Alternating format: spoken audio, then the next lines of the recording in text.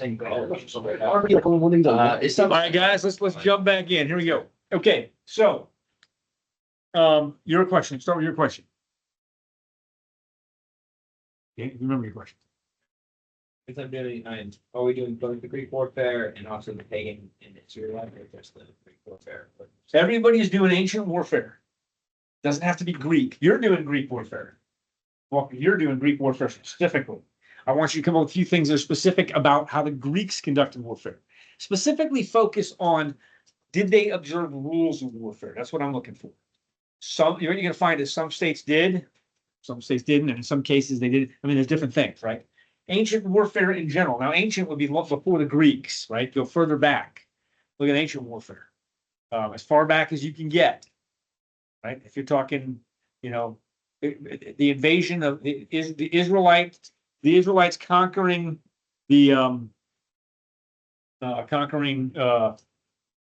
nation of Israel is about as far back as we can really get. There's some other stuff before that. You can see how Egypt comes to power. In fact, you can read Exodus. Ask yourselves the question in this. Maybe point in Exodus. How did Egypt deal with the Israelites? Right? How far back in history can you go? You maybe reach into the codes of Hammurabi and find something. As we're looking through these things, again, we're looking for good documents. If you come across a document, pull it. Give yourself just a few sentences of this is why it's significant. We want documents that will be key source documents. At the end of the day, when we create this thing, we want to be able to say, hey, look, if you want to understand particularly American history, these are things that you want to look at. And yes, we're doing some documents that predate America, but those are going to be important here because some of our history has got to start from its foundations. So some of this stuff comes into play. Biblical rules of warfare. We're going to spend a good amount of time next week talking about this. Probably a good 20, 30 minutes. It's going to be so significant because the rest of the course has got to be framed around what's legal. And by the way, free hint. Depending on what parts of the Bible you read, you're getting different sets of rules. Wait a minute. I thought you said, you go back into what God said here and what God said there. Are there differences between what he's commanding in a specific situation and does he give general principles of warfare? That has application across all of military history, all of it. But it's very significant application in Christian warfare. Almost an oxymoron, Christian warfare. Well, should be, but Christian nations go to war all the time. That'll be key. And later on, I'm going to have you read Judges 19 and Judges 20 and get into the American Civil War. You can see some great examples between them. Okay. All right. Any questions so far? We're almost through the first section. So the first section is almost done. Some other homework. Good. All right. Here we go. Some homework for you guys to read. Read and take notes on. Okay. And these can just be a few bullet points. Indicae Ultra Tyrannos. All of them. Go hunt it down. Now, depending on what version of it you find, it could be like 300 pages. I do not want you to read 300 pages. It's not what I'm after having you do. When I send you home to look at an exhaustive, lengthy text, I want you to read it for flavor, which means you're going to skim the document. You're going to pull out some interesting points about it. Indicae Contra Tyrannos is one of those that's extremely significant. Why? Does anybody remember why VCT is so important? At the restrictions on the ink. Different document. Indicae Contra Tyrannos when we get into talking about the war for American history, right, for American independence, those who are having a debate over the Declaration of Independence, what are the two most cited documents? Bible and Vindicae. The Bible and Indicae Contra Tyrannos. Those are the two that are most cited. There's other ones that are cited, but those are the two most frequent. So know what's in it. What's in it. Other thing I want you to be able to be aware of. This book here. Also homework. This is Of Plymouth Plantation. Find this book of Plymouth Plantation. You're going to skim this and make some notes on it. of Plymouth Plantation.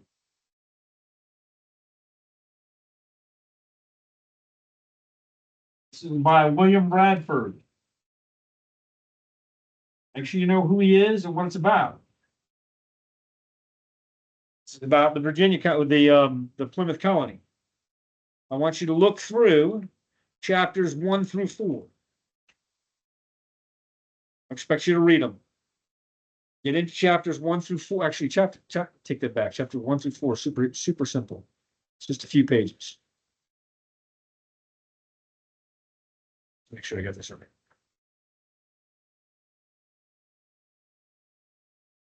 Good. Chapters 1 through 4 goes about 20 pages. You could probably get through most of that. If it gets like really thick and slow, just skip it, get the flavor out of it. Okay, chapters 1 to 4. Read that. That's on that list of things I want you to read. Then he would give you a really long document to read.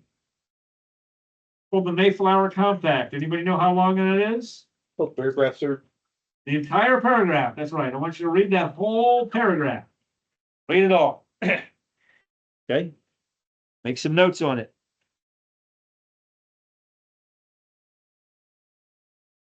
Giving you more to read. Read. Again, you can skim this. I guess I'll give you skim on this.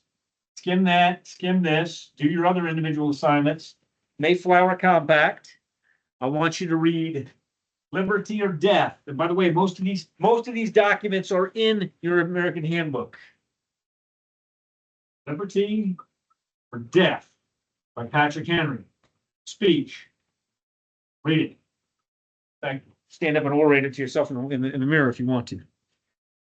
Read the Declaration of Independence.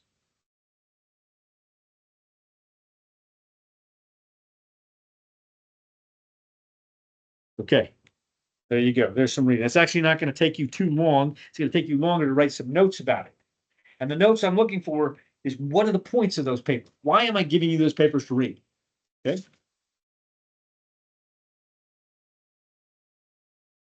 All right, here we go. Section 2. Winston Churchill gave us an important quote. He said, every third book you should read should be at least 200 years separated from it. Why? Why did he say that? Go ahead. Is it because after that 200 year, I was gonna say we stopped right, but it's not still changing. Okay. Because thoughts change. Okay. Some thoughts change. And why It's more else? realistic. Why would 200 years be separate? There's two reasons. First of all, for 200 years after event, tempers are still flaring, right? We're still having some tempers flare over our American Civil War, right? There's still not much. It's kind of simmered down. How long has it been since the war between the states? 160 years? 160 years. And we're still cooling down the last of the embers. How about the war for American independence? Anybody still upset about that? Is England still upset about it? Nobody cares. That's 275 years past us. So now we can get some really dispassionate research done. I'll give you an example out of our own American War for Independence. For years after the Battle of Gettysburg, the loss of the Confederate Army was, did anybody know who was blamed for the Confederate loss at the Battle of Gettysburg? Not Lee. Longstreet. James Longstreet was given the blame for the loss at the Battle of Gettysburg. But in reality, it wasn't his fault. He's actually I think, exactly correct. It's not until 150 years later, 100 years, a little over 100 years later, Michael Shayara actually defends Longstreet in his book. He says Longstreet was right. Longstreet told Lee, don't attack, don't charge that hill. That was the turning point of the war, was the Battle of Gettysburg. That's why that battle is so significant. But he couldn't have presented that for 50 years after the war because everybody loved Lee and there had to be a scapegoat. So a lot of Confederates made Longstreet the scapegoat, even though Lee would stand up and go, my fault. Nobody would put the blame on. So there's a sense of, as you get further distant from it, you get better reality. There's less emotion. Still emotion, but it's different. Most of the players are dead. Second reason, the people who write books 200 years removed from you see the world differently than we do. What are the problems we face in our culture today? What kind of things are we worried about? What are our concerns? Let's be honest. So what's our concerns? Luke's internet. Nukes in Iran. Okay, what else are we worried about? Come on. Yeah. What are you guys worried about? Yeah. AI, Misgendering somebody. gender classification, identification. If there's gonna be a man, you're not picking dogs. Yeah, bathrooms. I mean, these are things, by the way, that were never worried about by our predecessors 200 years ago. They didn't care about AI. There was no confusion over genders. These things didn't happen, right? But then again, what things were they worried about 200 years ago that we weren't? Survive. Slavery? That's not an issue today, at least not in our country. There are places in the world where it's not. That's not an issue. Trying to survive. There's times in history where none of this stuff, we have first world problems, right? My internet's down, right? They had third world problems. Where am I going to get water to drink? That's a big issue, right? Or what about if you go into ancient history? I don't even know I'm going to survive, because if another Greek state attacks my state and destroys me, I don't exist. You know, those kinds of realities. Be great is if we can get to the books 200 years to our future. That would be perfect. But we won't be able to get to this for like 200 years, and we'll all be reading them up in heaven. Too interesting. Okay, let me take you into some concepts, some key concepts. A book you should write down, and you should probably add to your library if you can get it. Gary DeMar, God and Government. This is not required reading for you, but I encourage you to be aware of this book. This is probably one of the best books to add to your library, because he talks about the philosophy of government. It's actually tremendous. He gets into he gets into Jesus talking about government. He gets into Daniel talking about government, how government is established, why it's established. He's talking about biblical government. What does the Bible have to say about government? Does the Bible have anything to say about government? How much does it have to say? A lot about government. How about the book of Leviticus, Numbers, and Deuteronomy? How much of that is about government law? All of it. You have 3 full books that are just, and you guys have read the Bible, right? Or maybe you start. If you haven't, it's okay. Let me guess. You start at Genesis, you get through Exodus, and then you hit Leviticus.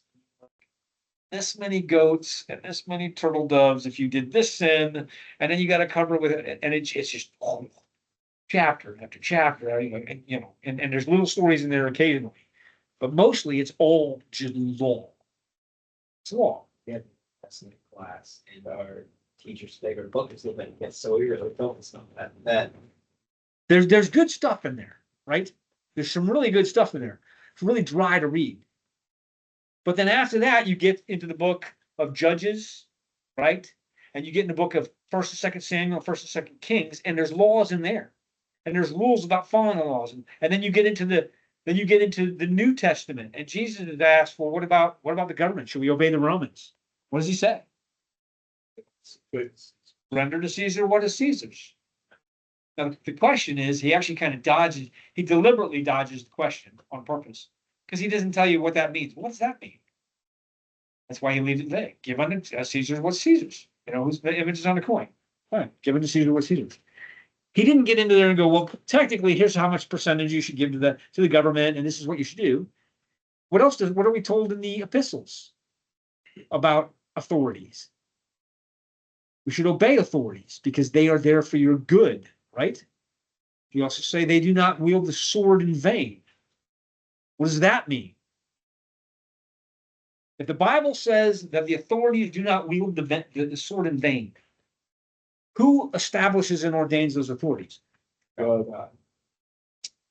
Who raised up, you ready for this? Who raised up Adolf Hitler? God did. Who raised up Pharaoh? God did. Who gave them a heart so that they would carry out the actions that they carried out in history? Yes, keep going down the line. Get that clear in your brain. It's really helpful. All of history is God's from first to last. Now, why in the world would he do that? Told in Hebrews, he subjects creation to futility for our good and his glory. Here's the quick end to that question. If you read the last chapter of Revelation, we are to reign eternally with Jesus Christ. Right? Show it to you. I think it's Revelation 20. We reign forever with Jesus Christ. I don't want to get too much preaching, but you do got to get your Bible credit. So let's make sure we get enough to get that. Chapter 19, and I saw heaven open, and behold, a white horse, right? And then books were opened. The judge came down. Okay, let's see here. Blessed nations, he that overcometh shall inherit all things. And I will be his God, and he shall be my son. New city. Here it is. Revelation 22, starting at probably 3. Let's start right there. And there shall be no more curse, but the throne of God and of the Lamb shall be in it, and his servants shall serve him, and they shall see his face, and his name shall be in their foreheads. And there shall be no night there, and they need no candle, neither light of the sun, for the Lord God giveth them light, and they shall reign forever and ever. More.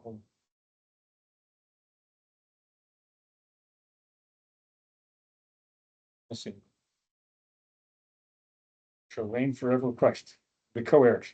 I'm missing it, but that's part of it. What are you going to do? You're going to reign forever and ever. What are you reigning over? The whole universe. We got a big universe. It's going to be a lot of fun when we get to have it. It's going to be interesting. Got a lot of stuff to explore. A lot of things to learn. You can have debates whether or not that means we're going to go back to old equipment or we're going to get spaceships. I don't know what it is. There's lots of interesting discussion in that. But the point being is you're going to reign. If God is going to fit you to be a king, what's he going to have to do? He have to pass you through the fire. He's got to refine you through the fire, refiner's fire. He wants kings. He has to create a fire through which for you to pass through. In life, you will pass through that fire. Part of my job is to equip you to pass through that fire. History is a fire. And men and women are brought through that fire on purpose. What happens to you when you are made to suffer? Get stronger. Part of it, you get stronger. What other things come out in suffering? You burn. Well, you learn. You said learn. Okay, you learn. I thought you said you burn. Yeah. Okay. You learn. Let's go for it. What is the first thing that God hates? Book of Proverbs. God hates what's that? Prideful heart. Proud look, prideful heart. How do you get rid of pride? Being humbled. How do you become humbled?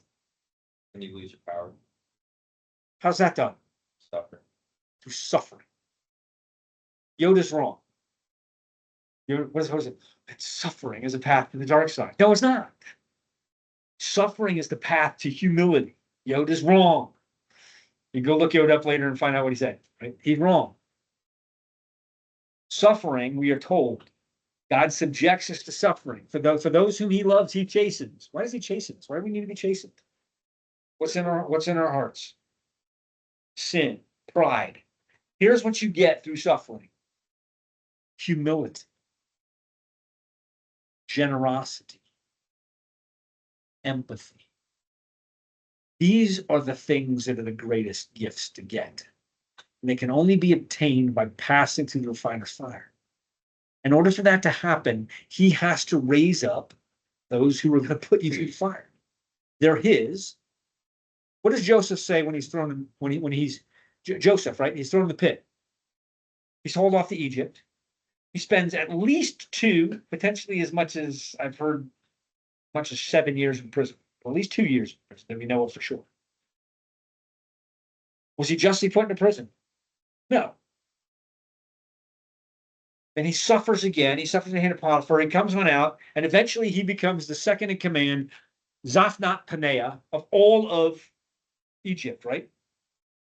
And then finally, there's the famine, and he prepares for the famine. And then his brothers, the ones who betrayed him and attempted to murder him and sold him into slavery, come into his hand.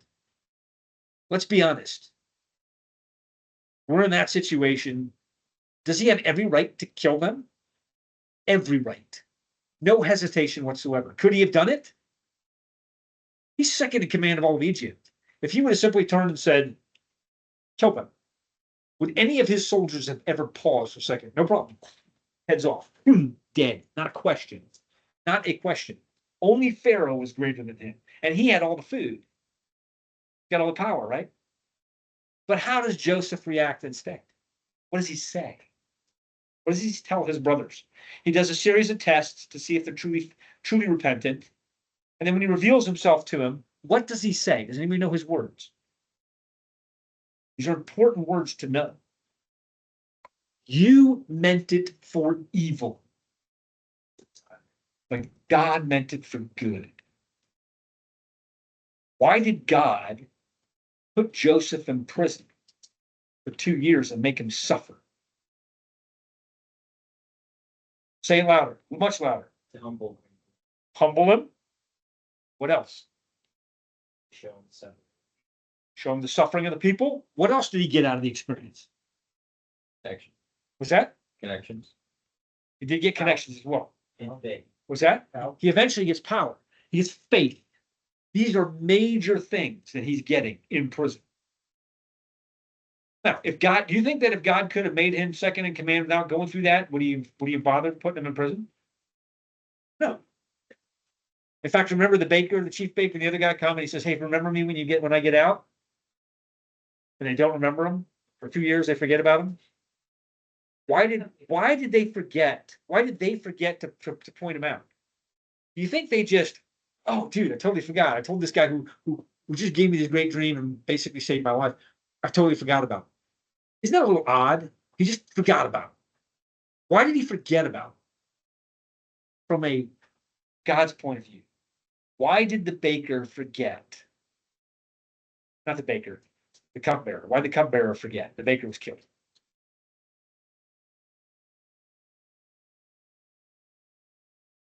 Because God what? What did God want? For just something.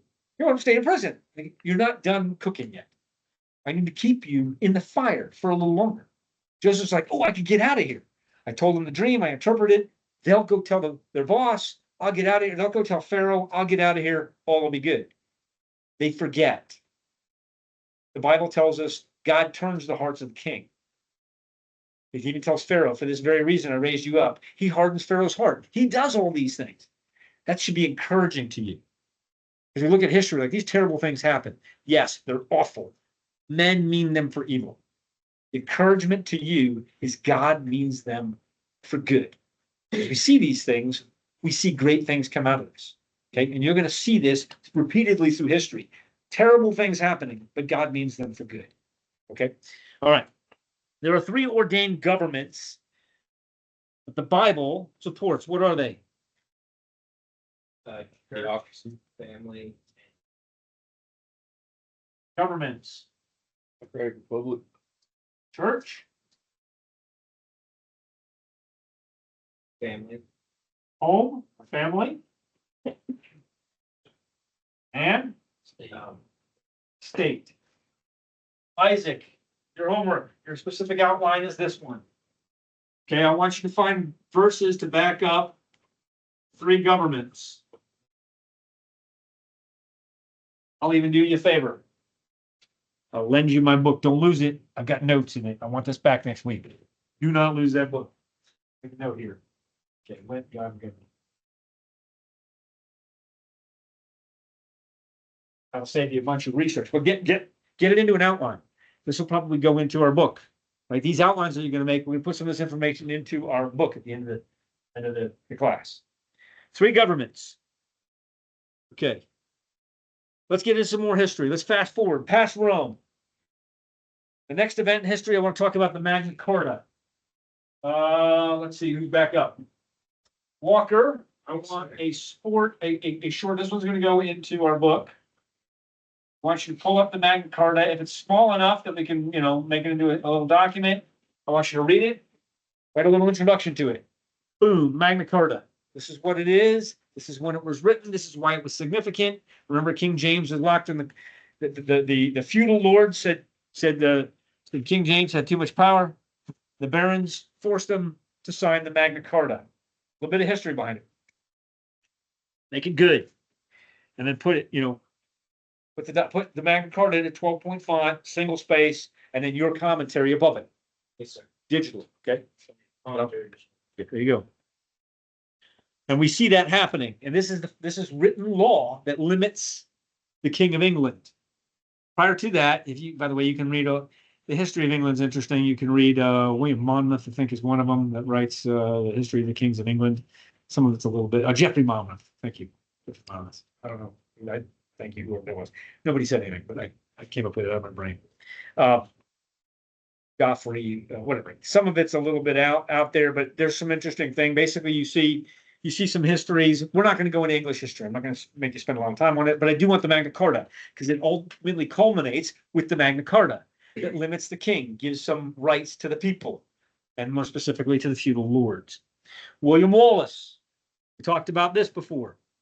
I include William Wallace only because he rebels against the king. But let's get a little bit of history in here. Let's make this a little bit fun. How many of you guys have seen Braveheart? Right? William Wallace. Okay, hold on. Let's bring up some Braveheart just to get you guys into the understanding of what you're looking at. Hang on. New scene. I like to do. Let's see, Braveheart.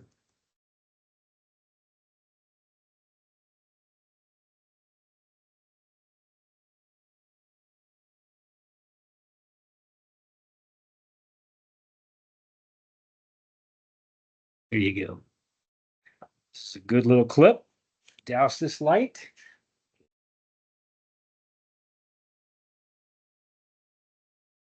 Give it a second to queue up. Let me give you the background behind this, right? King Richard, no. Hammer the Scots. Who's the king? Longshanks. King William Longshanks. Most evil pagan to sit on the throne of England. He really was. He was taxing the Scottish and taking away their rights, one thing after another. The more they resisted, there's some debate whether or not he even owned Scotland in the first place. Scotland's the northern half of the Great Britain, if you look at the map, right? And he at some point decides to invoke an ancient practice called prima nocte. Anybody know what that means? First night. What was involved in that? First night of the marriage, the government officials are allowed to take the wife, and they get sexual rights to the wife on the first night of the marriage. Kind of a bad thing, yes? You'd want to rebel against that. Okay. Here's William Wallace right before the Battle of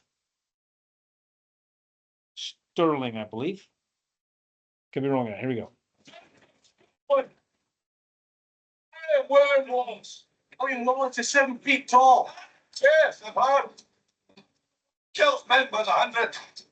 And if he were here, he'd consume the English with fireballs from his eyes and bolts of lightning from his arse. I'm William Wallace. And I see a whole army of my countrymen here in defiance of tyranny. You've come to fight as 3 men. And 3 men you are. What will you do without freedom? Will you fight? Against that? No! We will run. And we will live. Aye. Fight and you may die. Run and you'll live. At least a while. And dying in your beds many years from now, would you be willing to trade all the days from this day to that for one chance, just one chance to come back here and tell our enemies that they may take our lives, but they'll never take our freedom.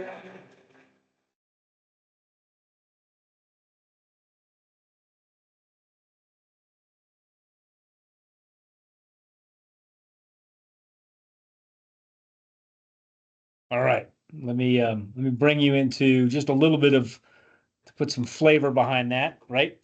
So the Battle of, let's see if I can get, I still need to get this thing, so this is up front. I don't know why it's not doing that. Where's the view? View, thank you. Gallery view for a minute. Okay, gallery view didn't work. Let's try a different one. Together mode. Nope, What? that's worse. Okay, go back to gallery. Thank you. That's even worse. What is that? I'm working on it, trying to fix it. Choose a Together, scene, stop, motherfucker. stop. All right, well, this thing figures itself out and decides what it's doing. I'm gonna go ahead and stop that just so it can think faster. Okay. That's there. But Walker got that on his 80 subs. Chandler, you still got me, brother? Stop sharing for a second.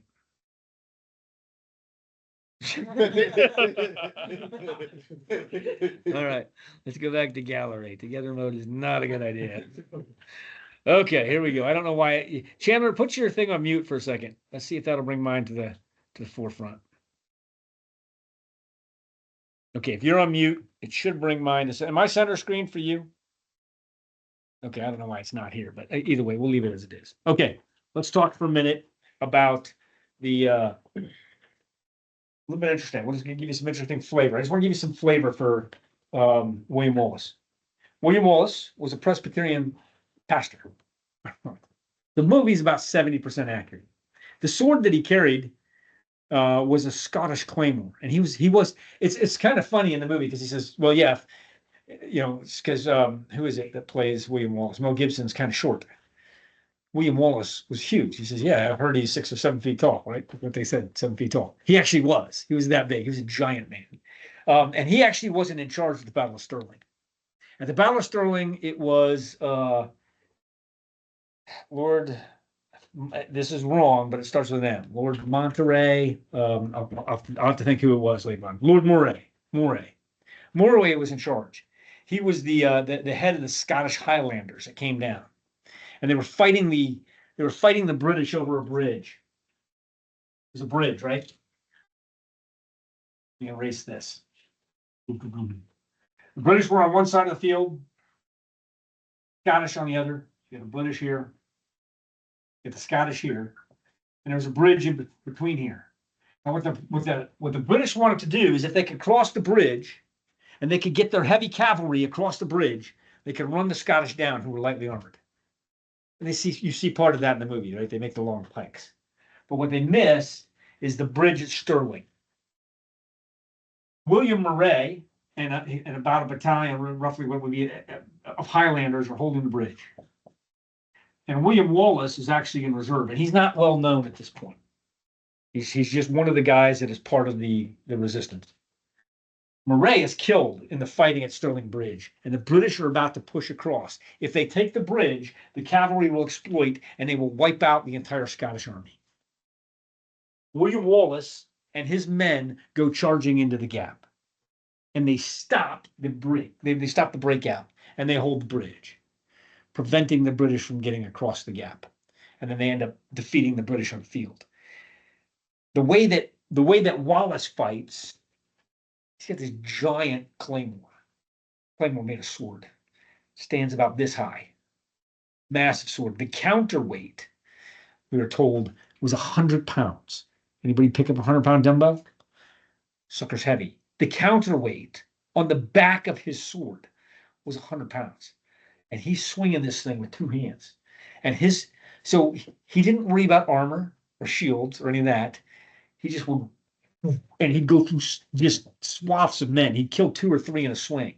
He'd pierce through their shields, through their armor, through anything else they were wearing. And then his men around him would just clear out and give him space. because he would just be swinging that sucker, you know, and it wouldn't stop. And when he turned around and swung it the other way, I mean, he'd be taking heads off, right? And then people would just back away from him.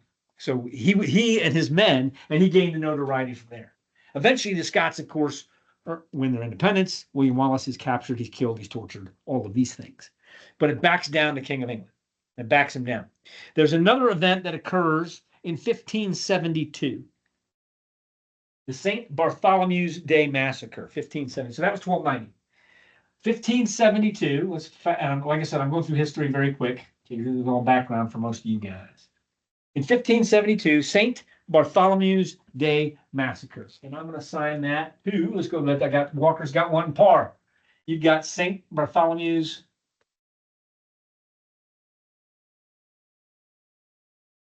Day Massacre. That's you. Look it up. Give me some more details on it. Bottom line is there's some, how many we got? 30,000 Protestant reformers called the French Huguenots. The French crown, which is Catholic at the time, decides, no, you're not going to be Protestant. The Pope has decided that you are going to be Catholic. He said, we're not going to be Catholic. We're going to be Protestant. The wars of the Reformation are already beginning in here, right? You see the beginning of the wars.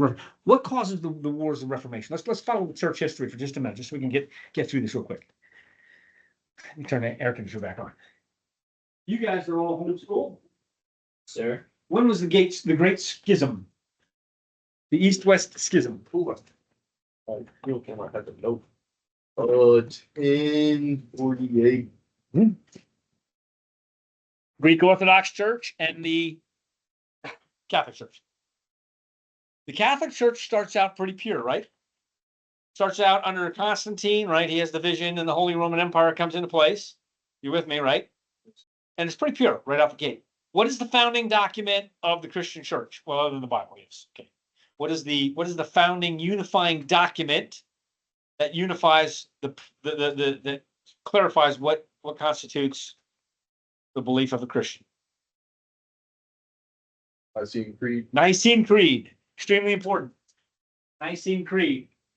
Homework. I don't know if George is up here, so George is not up here, so Thomas, you get it. Nicene Creed. Explain what it is, its significance, and why it's in there. It defines Christianity. It's very important. Again, that's going in the book. That's why it's around the big things are around it. Okay, Nicene Creed. Right? Catholic Church. Is there a Bible at this time? How do people know about Christianity? So up through about 1500 or so. From hearing their pastors read it out of Vulgate Out of the Vulgate. Why? because they couldn't read Latin. First of all, they couldn't read Latin. What's the other problem? How many copies are there? Not a lot. Now there's thousands, but thousands in populations of many millions is not very many documents. These documents are extraordinarily expensive. What invention do they not yet have? Press. The printing press. When was the printing press invented? Well, the earliest ones, let's see, printing press.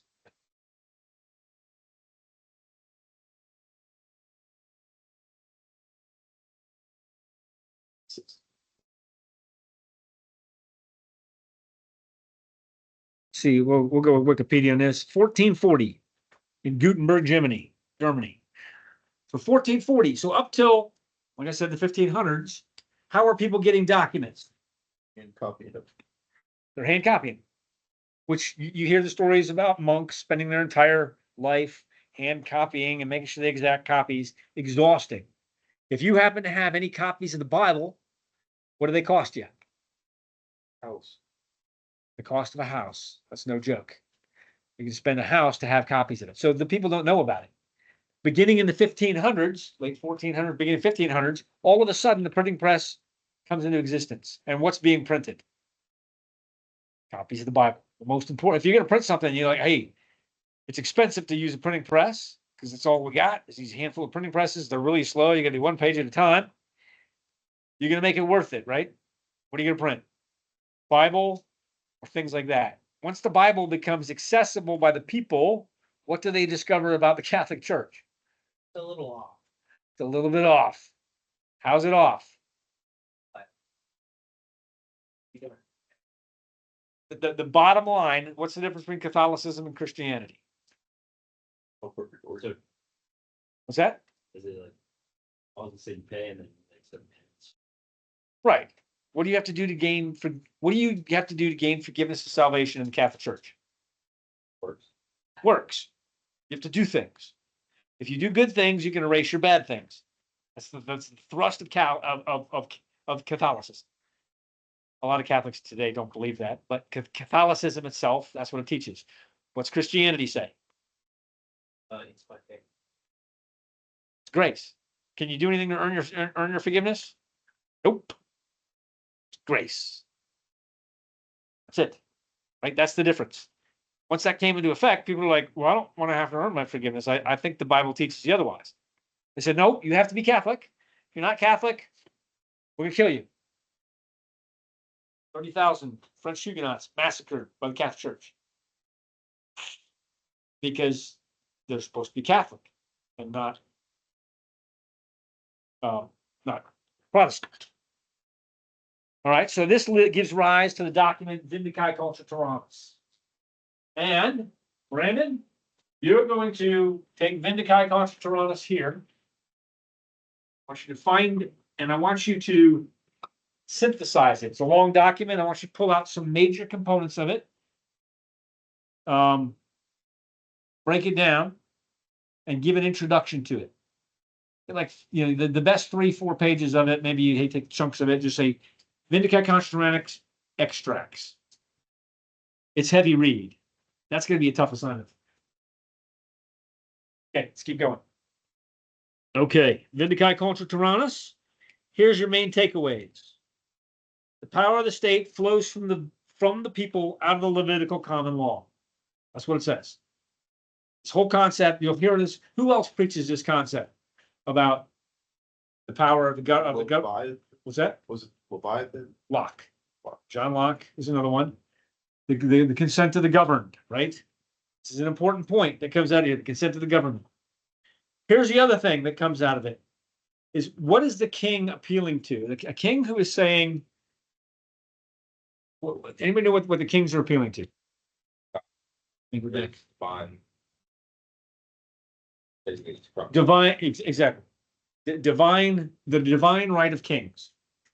What's the chain of command if you're a king? Who's above you? God. Who's below you? Everything else. Everybody else. How do you get to be king? Who knows? Either you take over by force, or you're born king. It's really your choices. You're born king, you just take over by force. But a king would say, where does his authority come from? From God. At least a Christian king would say, it comes from God. Otherwise, he's going to say it comes from the barrel of a gun. That's your two choices. You're king, right? What's the argument? If that's the case, if you are saying that I'm divinely appointed by God, what's the implication for that? Follow what God says. First of all, the implication is, yes, we as the subjects, therefore, must obey. But does that door swing another way?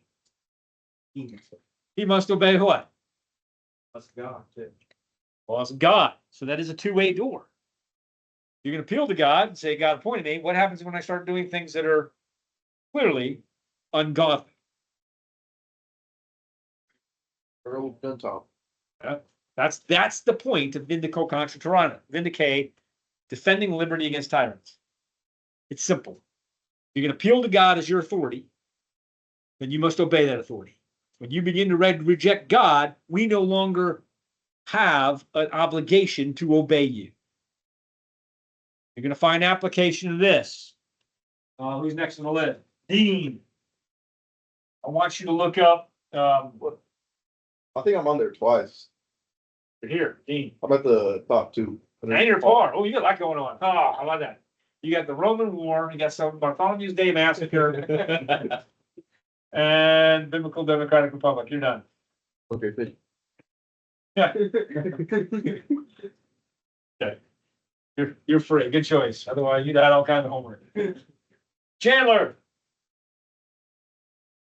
I want you to Chandler, can you hear me?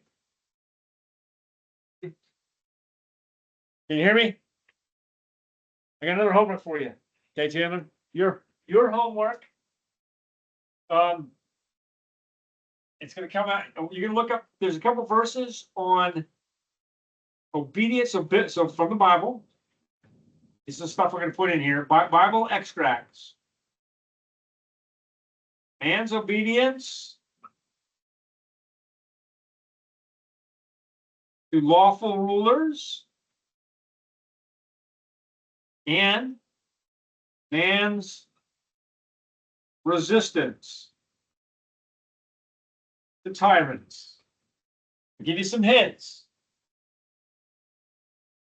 Peter says you ought to obey God rather than man. There's one of them. We are to give up, render unto Caesar that which is Caesar's. And you can find like statements in the Bible of who we should obey, when we should obey, and when we shouldn't obey. Okay? Find probably just 2 or 3 verses of each side, and that's sufficient, and then give commentary over the top of it. Okay. Almost done, guys. Stop here. Mayflower Compact, 1620. You guys are going to be studying.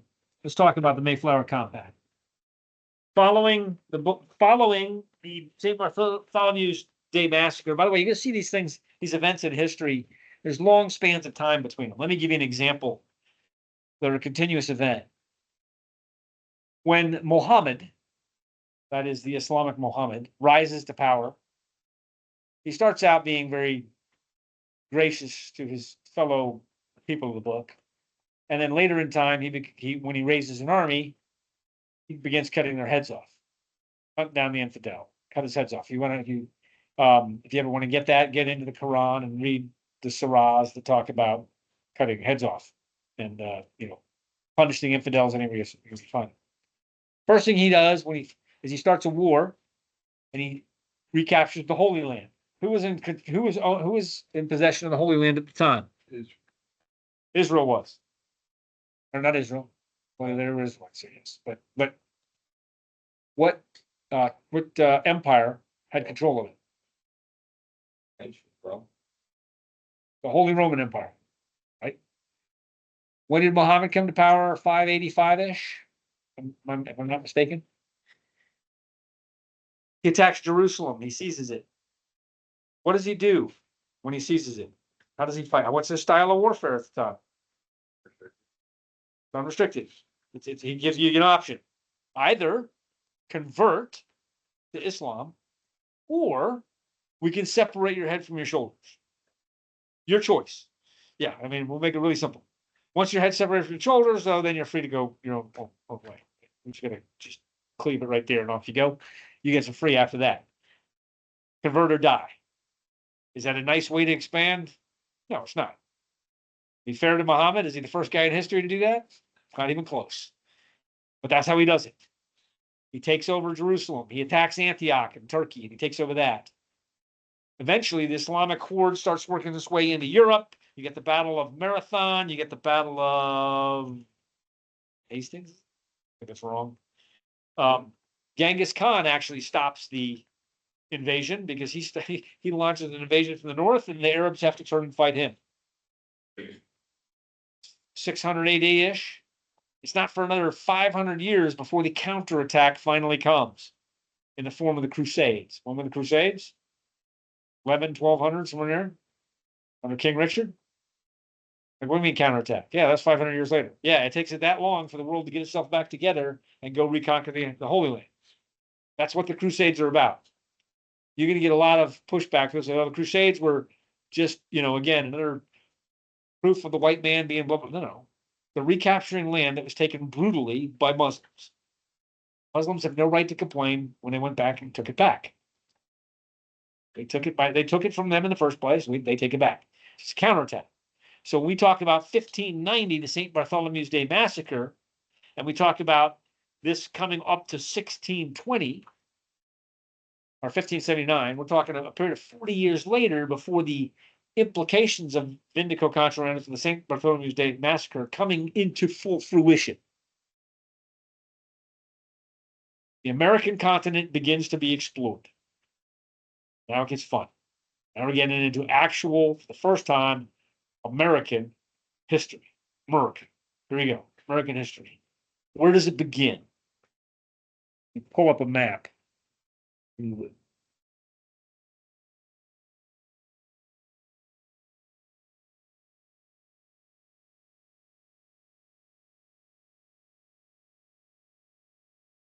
can find an image of the map of America in the 1600s. There's a good one. Let's see if I got one that's broken down a little bit. How about this? Okay.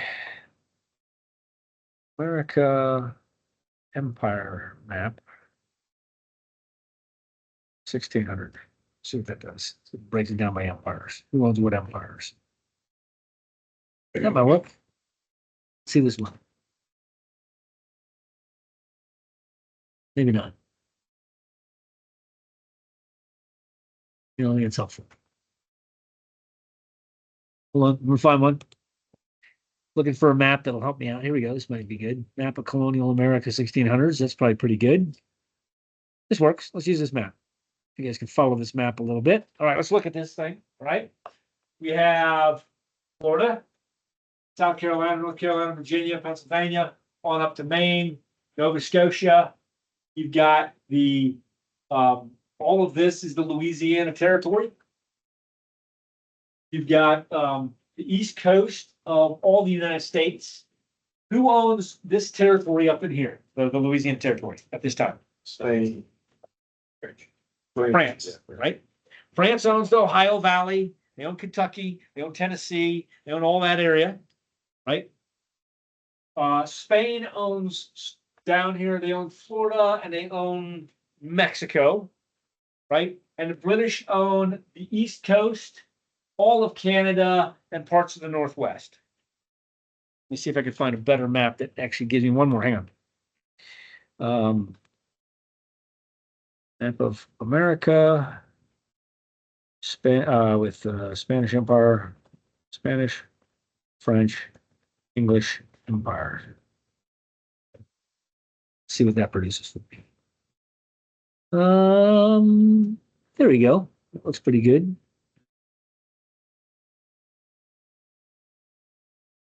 That's not bad. Okay, that's pretty good. There we go. That's actually perfect. There's a better map, right? France owns the blue. England owns the red. Spain owns the brown. And then later on, some of this gray back here gets divided out between probably three. So 1600s. What's happening in England?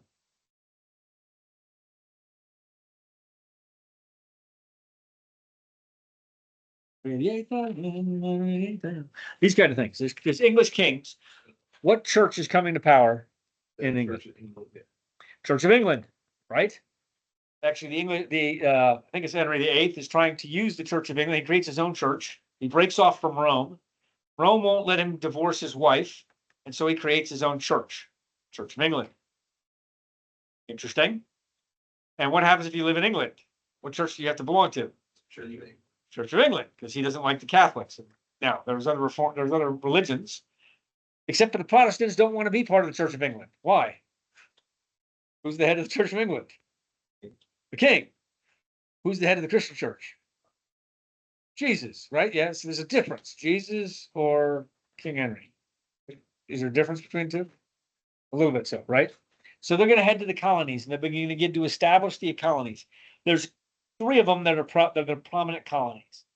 There's a Virginia colony, which is primarily a trade colony. There's the Plymouth colony, which is a colony born out of running away from religious persecution. And there's two more colonies. If I have the names of them, the New England colony. But they're all of them have a note of religious freedom too. That's why they're leaving England. Why are the colonies coming to America? Religious freedom, right? So they get into America, they establish themselves, and what happens when they come here? By the way, who discovered America?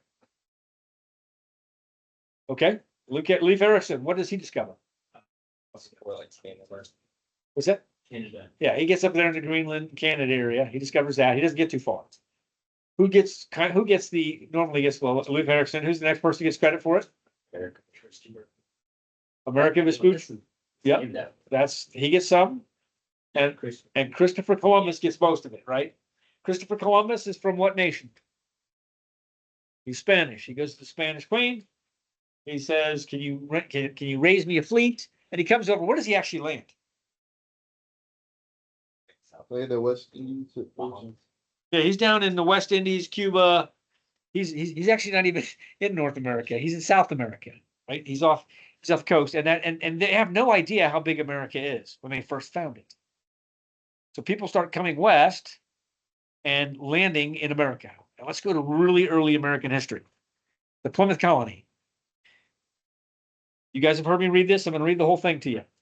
Entire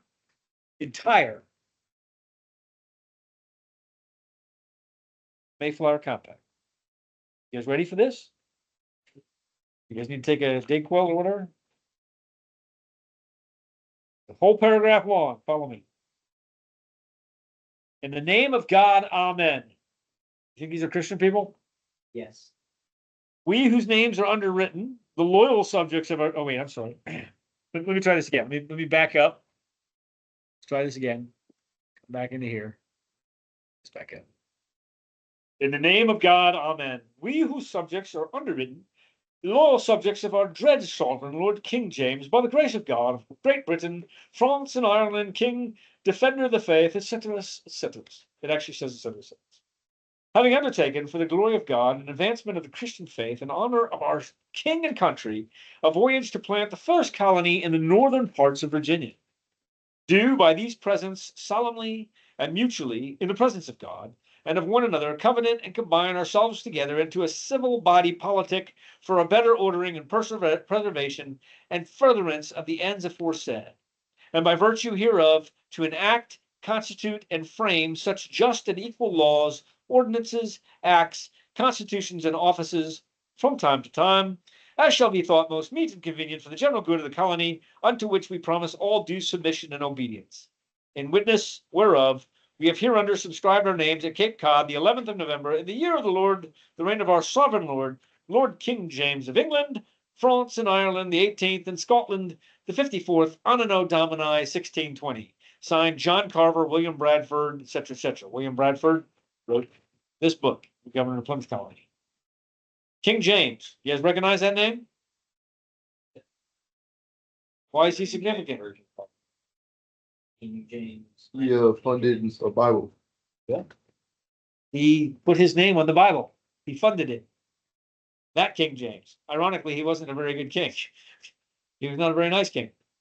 And yet his name was on the Bible. Some people don't like the King James Bible for that very reason. Okay. So now we have the colonies in America. I'll have to show you one more video clip.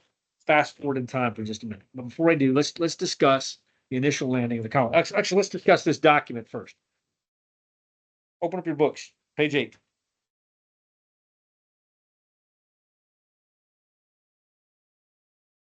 You can underline, in the name of God, amen. And then underline the name or circle it, we.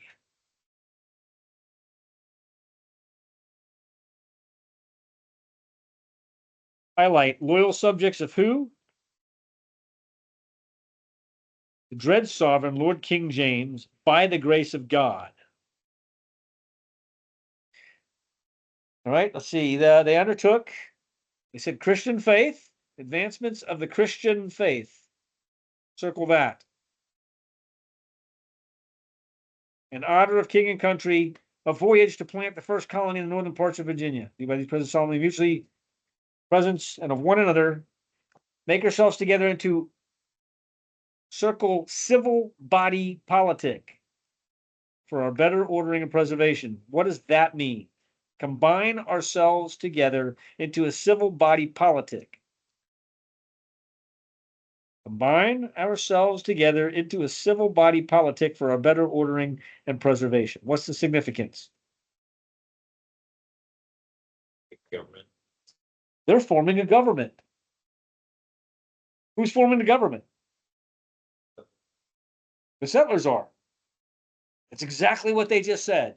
We are making, wait for it, a government. Who's the government subject to? God, God for sure, and one others, Okay. King James. Their Lord, dread sovereign, King James, Anna Domini, protector of France, Ireland, King, defender, blah, blah, blah, blah, that guy. Those are important statements. Notice, and also circle the following names or highlight them. John Carver, William Bradford, then on the next line down, Miles Standish. Miles Standish was a warrior. William Bradford was a governor. John Carver, what's that? Down on this.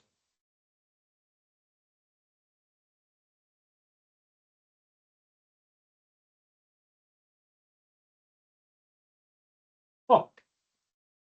You don't have the signatures. Do you all not have the signatures? Some of you do, some of you don't? how did it? The names, yeah. No, no, yeah. Hold on, is this one mine? Yeah, this is mine. This one looks more used. Yeah, you can have it. Go ahead. You want, that probably has it in there. You leave this one back. You don't want that one. Different version. I like a different version. Those guys are gonna be important to you in history. Okay, so what happens? They get here. What's here when they get here? Nut.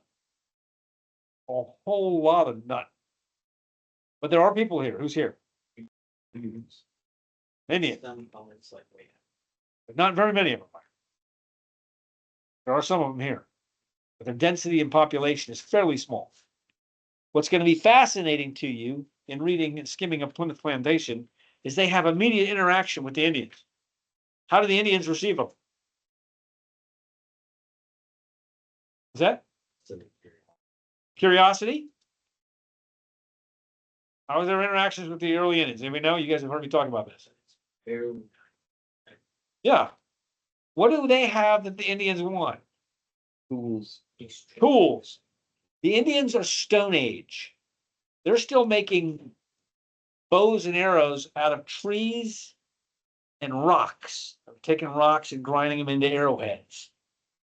Stone Age. They're grinding powder with rocks. What are the colonists doing? What do they have? Again. They have guns, gunpowder, horses, iron tools and implements. They got plows. These Indians have never seen metal before. Never used in this fashion.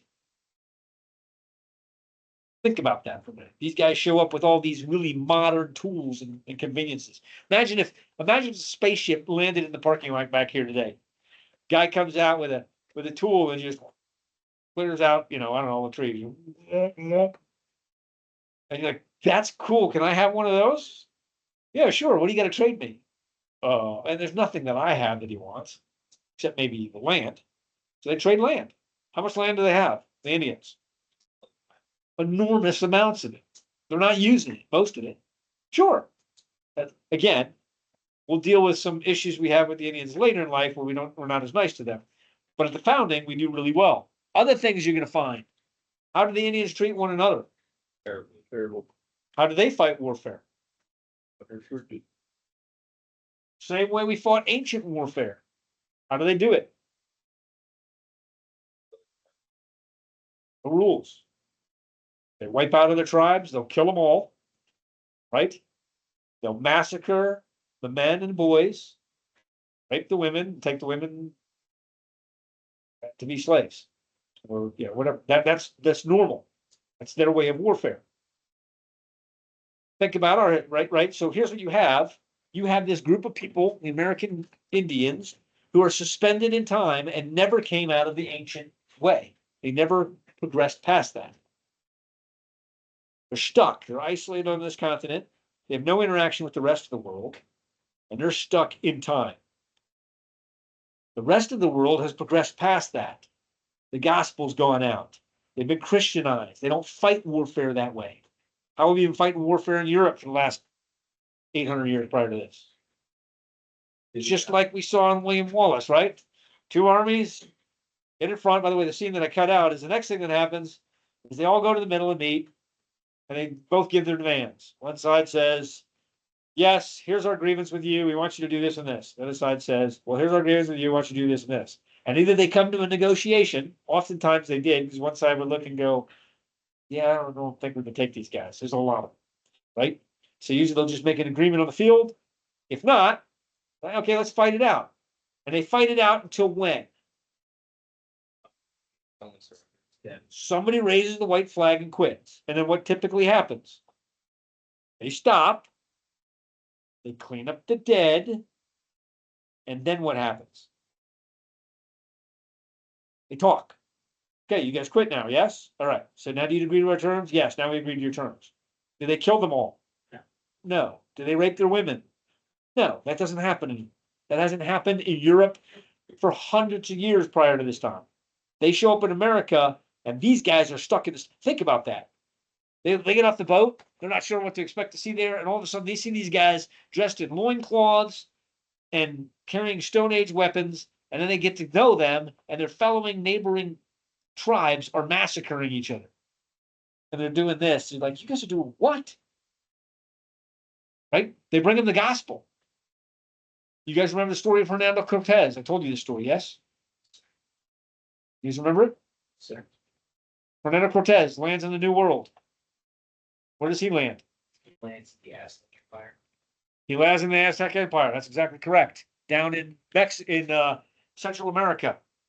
What does he do when he gets there? What's the first thing he does, by the way, when he gets off the boat? Takes the boats apart and he burns the ships. So no one goes back. Cortez burns the ship. Why? We're staying, boys. This is the New World. We're here to stay. And some of his men are talking about, well, let's go home. Say, no, that's coming to an end right now. He takes the ships apart, uses the wood to build stuff, and then burns the hulls. They're really motivated to make sure the colony succeeds. Now, Hernando Cortez was about 100 years or so before this colony, but let's get the flavor of this. Hernando Cortez shows up, Spanish conquistadors, right? Then what's the first thing he does with the tribes around him? What does he bring to them? Most important thing. The gospel. He Christianizes them. Turns them all Catholic, but close enough. You know, they're kind of there. He turns them into Catholics. Tells them about Jesus Christ, and they can have forgiveness of sins. They become Christianized. And then they get all the tools and blessings from the Spanish Empire. Then they hear about King of Kings. Oh, you got a King of Kings guy? Yeah, he's up here in Montezuma. Oh, really? Modern day Mexico City. So he starts his march up there. He brings 800 Spanish conquistadors and 4,000 Indian allies. Goes up into the heart of Mexico City. What does he find when he gets there? Is that? Human sacrifice. Human sacrifice on a massive scale. They build these giant ziggurat structures. Like pyramids. You guys sit here. Got one. This is the replica, much smaller, of course. It's much larger than this, right? This is the replica of Chichen Itza, which was, I think it was the largest one. There might have even been a bigger one, but I think this might have been the largest one. At least this isn't the largest. This is the largest one in that area. That was a ziggurat, and they would line the people up alongside the ziggurat, and they'd be lined literally tens of thousands in line, waiting to go to the top of this thing, and they'd go up. Well, maybe it was 10,000, maybe at least thousands in line, waiting to go up to the top of it. They get to the top of it. The priest on top there inside this little area in here would welcome them up, would go ahead and say whatever words of institution over him, take a knife, cut his heart out, squeeze the heart, throw it into a burning cauldron, let the blood drip down the front of the steps, and discard the body off the backside. Imagine, and they were invited as guests to this, because when they showed up, there's a prophecy about bearded men, because there were no bearded men in that culture, showing up, and so they were treated like gods. They're like, we're not gods. Like, we're going to treat you like gods anyway. Invited to dinner. There was some weird tasting meat at dinner. Turned out that was human people. They didn't figure that out until much later. But they were good hosts, and they brought them out to the great event. They watched a basketball game. Well, at the time it was a basketball game. Like, there were these two hoops, right? You guys have seen, what is that movie? The cartoon, The road to. The Road to El Dorado or something, El Dorado, right? It's basketball. It was where basketball came from. And they're trying to put the ball through the hoop, except the winning team got rewarded by going to the ziggurat and getting relieved. Because if you get sacrificed in the ziggurat, your soul goes straight to heaven in their culture. At least that's what they said. So they were relieving themselves of this humanly form. What a great reward during the, and then they're waiting for the great, whatever God, they had this, anyhow, they had this architectural design in the stones that during certain lunar events, like twice a year, it would make the shape of a snake. And so they would say that if you coated it down with enough blood on the other side, you'd see the shape of the snake, where the snake god would come down and be with the people and drink the blood, and he'd be appeased and he wouldn't hurt us anymore. That was their culture. That was their religion. Think about that. You show up, they're doing these human sacrifices. You're a Christian. You just got done Christianizing these people. They think you're a god because you showed up in armor and you have a beard. What do you do?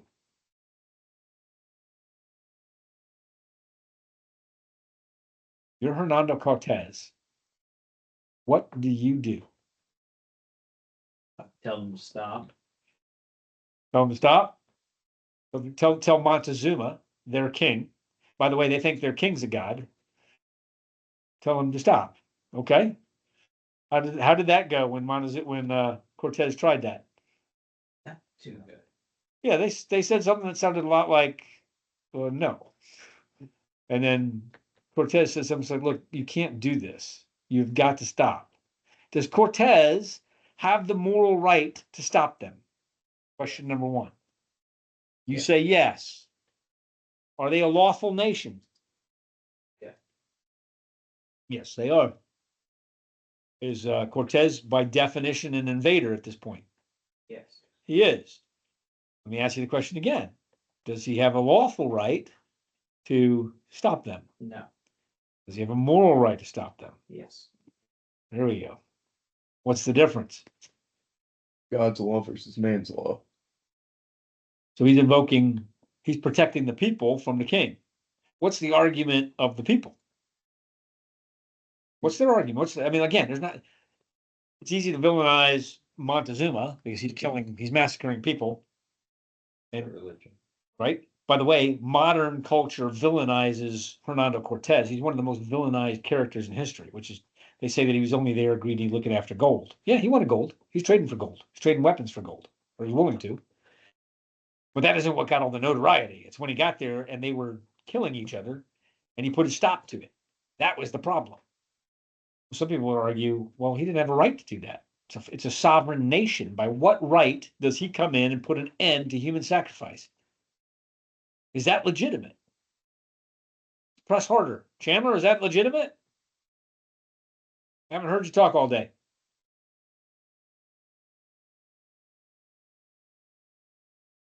I can't hear a thing you're saying. You gotta take yourself off mute. You're on mute in your corner over there.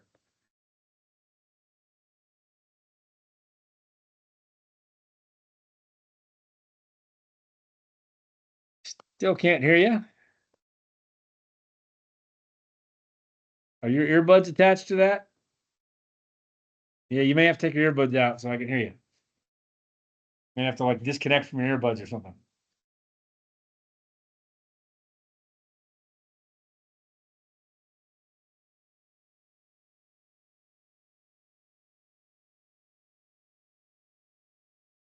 Okay. Well, he figures that one out. Mute you for a second, I'm gonna unmute you.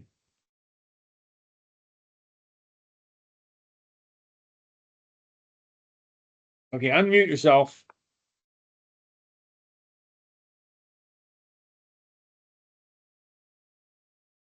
Still can't hear you for whatever reason. Yep, press the wrong button. Oh, hopefully I didn't really screw this up. Okay, I'm still back. Oh, wait. I think I hear you now. Try talking again. Nothing. All right, we're gonna skip it. We'll work on it next week. I'll probably put you on speakerphone here. Actually, here, I'll tell you what I'll do. Is put you on speakerphone. We're almost done, gentlemen. We got another 10 minutes. We're done. I'm gonna stop on time. Let me get you on phone here so you can participate in the conversation. If you are Hernando Cortez. Yep, you got me?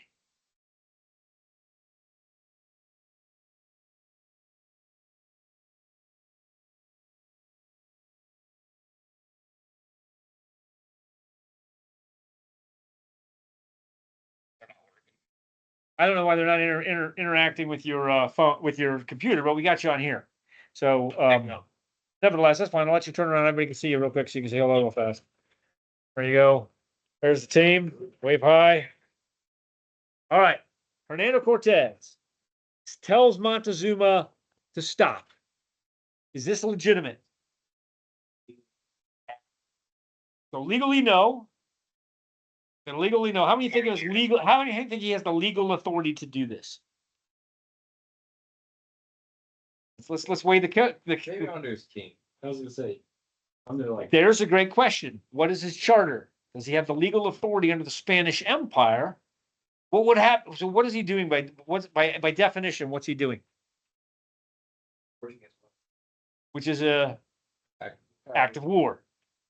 Does he have the authority under the King of Spain to start a war? There's some argument on that charter. Actually, he's actually when they find out that he's heading there, they actually send for him. They're gonna recall him to Spain. There's a little internal turmoil breaks out. So there's some debate there whether or not he has the legal authority. Even some of his people say, "Are you sure you have the authority to do this?" But what is he appealing to? Moral authority. Moral authority to God. I have a moral obligation to step in and do something about this, right? That's a major point for him to be willing to step in and do something. Now, to that end, how does it end? How does it go? He's saying to stop. He- Yes. Yep, and he starts a war. Well, they start a war with him because they say no. He says, "Yeah, you're going to stop." They say no. How many men does Montezuma have? Hundreds of thousands. He's got 70,000 men at his immediate disposal and a 1,000,000-man reserve. Huge. How many men does Cortez have? 3,700. 4,800, but yeah, or you might be right, like 4,700, maybe off by a bit. That's it. 4,000 Indian allies, 800 men.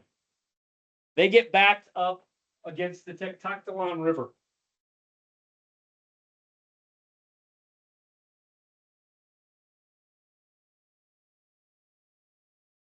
Backed up against the Tectoctlan River, which looks like a horseshoe. Spanish are in here. And they form a line. And here comes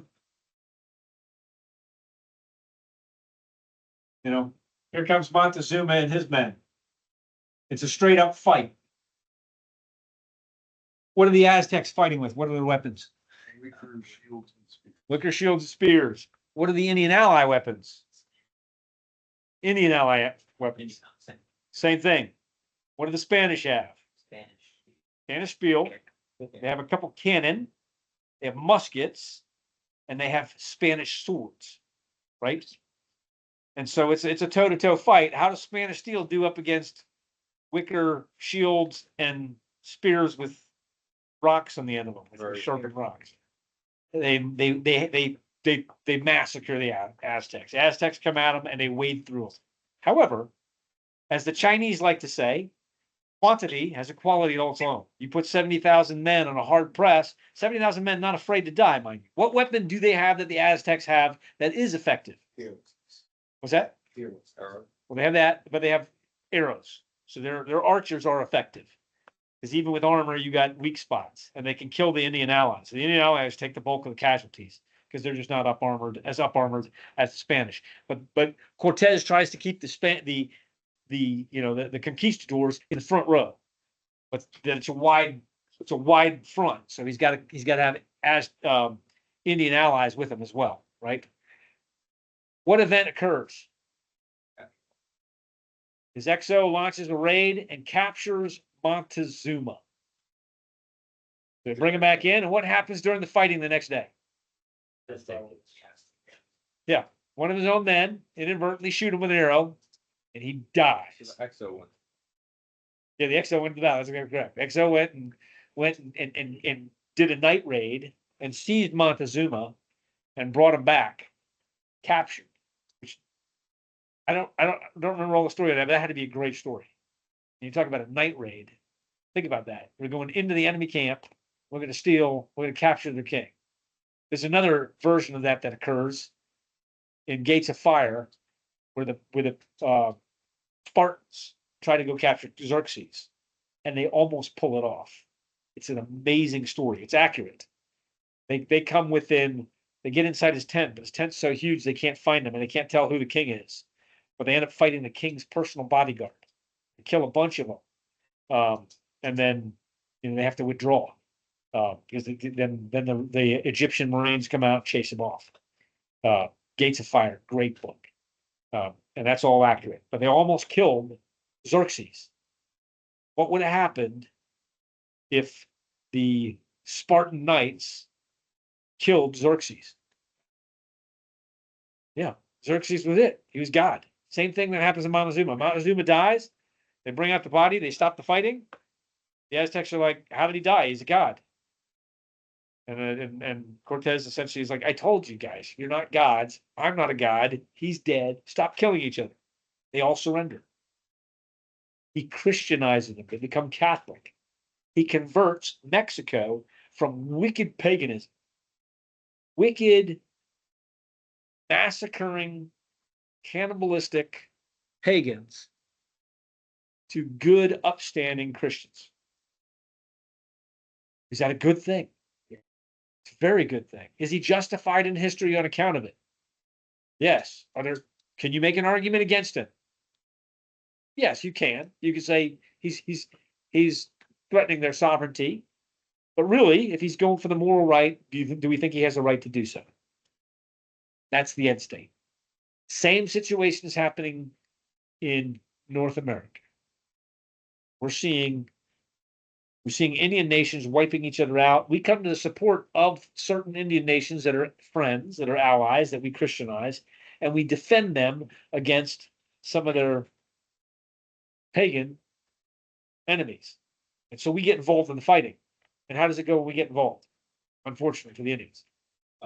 Well, whoever has, We got muskets, we got steel. They don't. We teach our Indians how to fight. They fight well. We kill them. The Indian allies kill them and they quit. They stop. So we early on in our history, we take good care of our Indian allies. Later on in life, we'll talk about some stuff. All right, we're gonna stop there. And finish up a couple things, and then we're done. So that is, okay, that's it. We're gonna start at the Declaration of Independence for next week. We're actually gonna talk through the French and Indian Wars, we're gonna talk you through it. And then we're gonna get into it. What questions do you guys have? Let me make sure I get your homework assignments. Okay, Walker, you got Greek warfare, Magna Carta. Parr, you got brief history of the Roman War Yes, sir. with Caesar, St. Bartholomew's Day Massacre. I thought there was another one, but I'll leave it off. George, if you're here, you're gonna get Caesar crossing the Rubicon. Actually, I just want you to talk about the Roman Empire and how it comes to power. That's what, not the Roman Civil War. How does the Roman Empire come to power? Start with Romulus, go forward. A brief history of an outline. Thomas, the Roman Republic, the Republic itself, how was it formed? What's its history with the city and the Nicene Creed? Brandon, sir, you got Sparta. How you did warfare and VCT, Vindico contra Tyrannus. Chandler, you're gonna give us a little quick outline on the difference between morality and legality and biblical extracts on, God, man's obedience to lawful rulers and man's resistance to tyrants. Isaac, you're gonna go over the three governments and the verses that apply to that. Everybody's gonna read about ancient warfare in the Bible. Everybody's gonna read about the way the pagans did it, the Israelites did it, and they give you biblical rules of warfare. You can get all of that out of the Bible, but you can also read some other sources. You can read out of the Codex of Hammurabi, you can read the Iliad, you can read some of the older warfare. some of the older books in history. You can read Gilgamesh if you want to gather some of that stuff, for good sources. You want to outline for these? Outlines for all of those things. So you're gonna come back with some outlines next week, and you're gonna brief on them. I'm gonna take a picture of this right now. I have it. For these assignments. I'll tell George he's gotta do Caesar crossing the Rubicon. Also, read, skim, Vindicai Culture Tyrannus. I know that, Brandon's gonna be doing a whole presentation on it, skim it, so you're aware of it. Read, skim chapters 1 through 4 of Plymouth Plantation. Read the Mayflower Compact. I read the whole thing to you already, so you're pretty much done with that assignment. Read Liberty to Death by Patrick Henry and read the Declaration of Independence for next week. I'll send you that picture. I'll send you the picture, Chandler. Go ahead.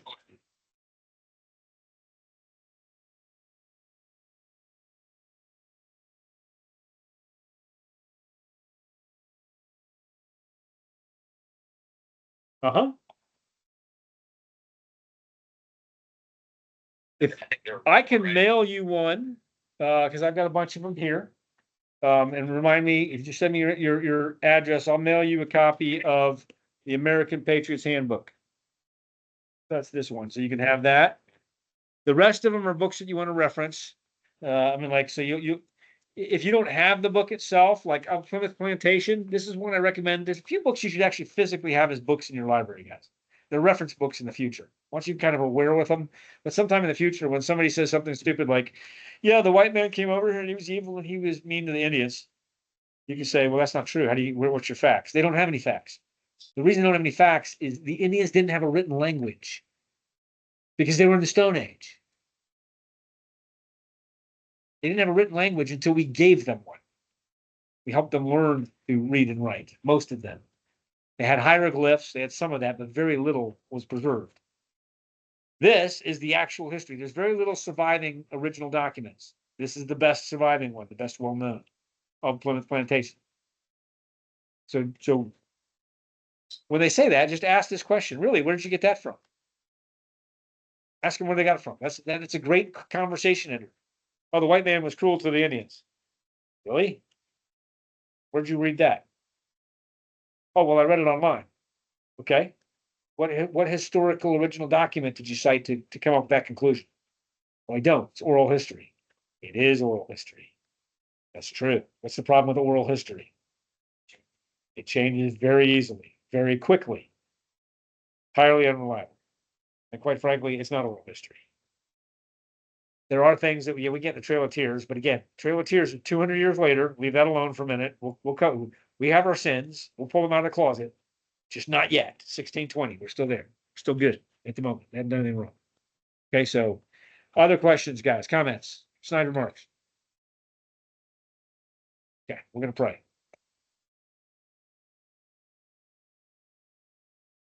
Father God, I thank you for today. I thank you for the privilege to serve you in your kingdom. Lord, I thank you that you have blessed us with our freedom here in our country and the opportunity to meet here. I pray that you will bless these cadets as they go from here, that they will learn, that they will love history, Father, that they will love what they're studying, Father.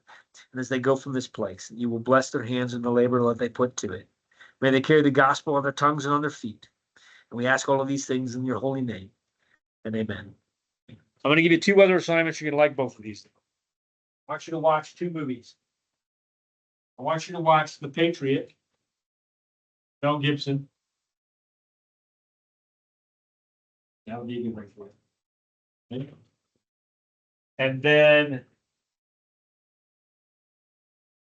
worth watching. Yeah, probably not. I'll just show you the scene later. I'll give you one movie. Watch The Patriot.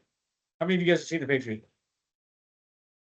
Go watch it. Again, it's a good flavor of the War for American Independence. Go watch that movie in its entirety. The Patriot with Mel Gibson. Each week, I'm going to give you things to read, movies to watch, because there's good film done to cover a lot of stuff. Good film. All right, we good, guys? Sir. You great, thanks. Thank you.